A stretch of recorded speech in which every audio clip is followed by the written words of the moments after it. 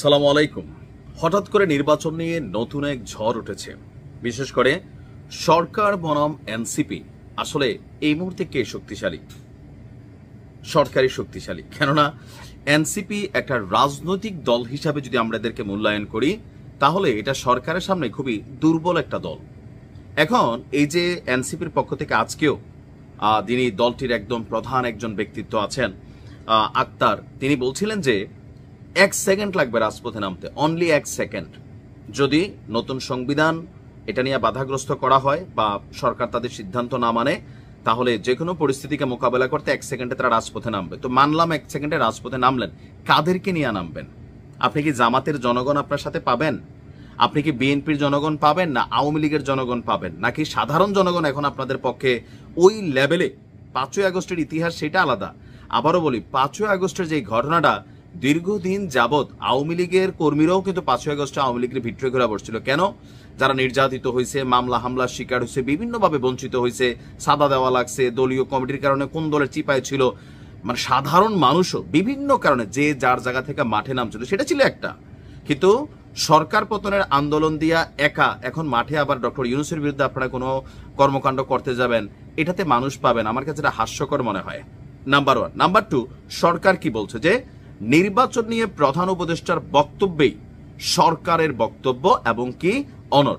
NCP কি বলছে তাতে কিছু যায় আসে না। এনসিপি কে সরকার এই মুহূর্তে দেখছে একটা রাজনৈতিক দল হিসাবে। দলটির যিনি সরকারের যিনি একজন উপদেষ্টা আছেন রিজওয়ানা, তিনি আজকে খোলামেলা বলছিলেন যে কেউ বলে যে এনসিপি কিংস পার্টি, এনসিপি বলে যে আমরা বিএনপির কাছে সিজদা দিয়া নির্বাচন দিচ্ছি, আবার কেউ বলে যে সরকারের মধ্যে মৌলবাদ ভর করছে।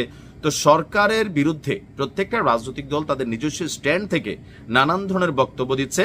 এমনকি রাজনীতির মাঠে তাদের একটা প্রতিপক্ষ আছে, সেই প্রতিপক্ষকে ঘায়েল করার জন্য তারা সরকারকে কানেক্ট করা নানান বক্তব্য দিচ্ছে। এখন এই বক্তব্যগুলোতে সরকারের কোনো কিছু যায় আসে না। নির্বাচন আগামী ফেব্রুয়ারিতে হবে, এমন কোনো শক্তি নেই। প্রেস সচিব বলছিলেন যে নির্বাচন ঠেকাই রাখতে পারে। এখন এনসিপির বর্তমান অবস্থান যেটা, দেখেন মুখের কথা একবার যদি লড়চড় হয়ে যায়, পাবলিক কিন্তু এই লোকটার ভ্যালু দেয় না।